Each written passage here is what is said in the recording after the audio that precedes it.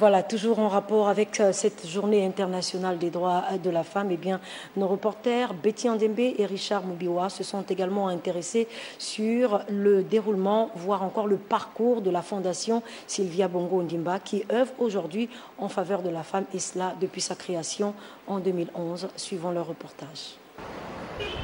Le 8 mars de chaque année, les femmes sont à l'honneur.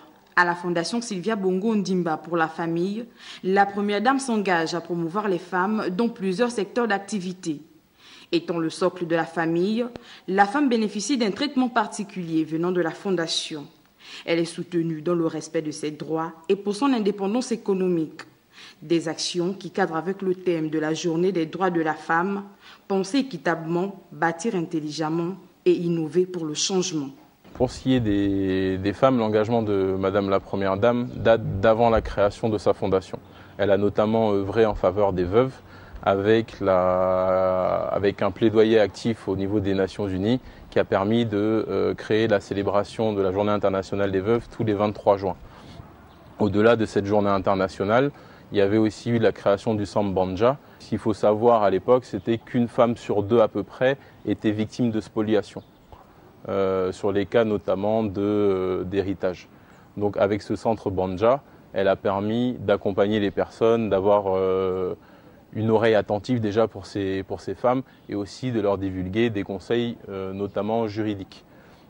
L'autre chose, c'est que Madame la Première Dame avait mis en place ce qu'on appelait les microfinancements Akassi, qui répondaient à une problématique importante qui était celle de l'autonomisation des femmes.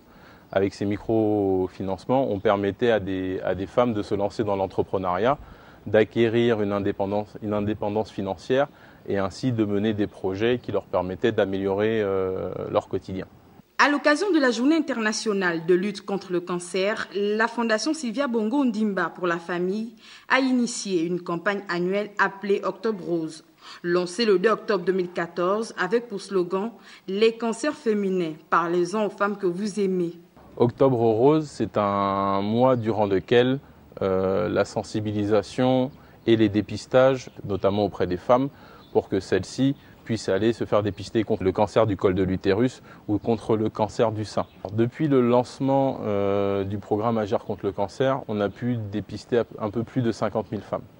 On a pu sensibiliser environ 320 000 personnes. Donc c'est vrai qu'on est très heureux aujourd'hui, on se félicite de la multiplication des acteurs dans cette problématique importante, parce que ça veut dire que les gens se sont vraiment appropriés la lutte contre le cancer. En 2016, la maison d'Alice ouvre ses portes pour loger gratuitement les malades du cancer venus de l'intérieur du pays. La maison d'Alice, c'est ce qu'on appelle une maison de vie.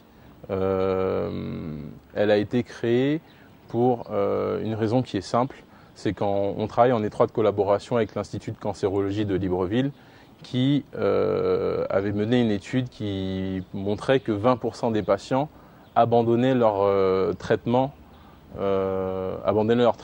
du fait d'une impossibilité d'être logés, par exemple. Ce qu'il faut savoir, c'est que ces personnes sont fragilisées déjà physiquement par la maladie, mais très souvent financièrement aussi.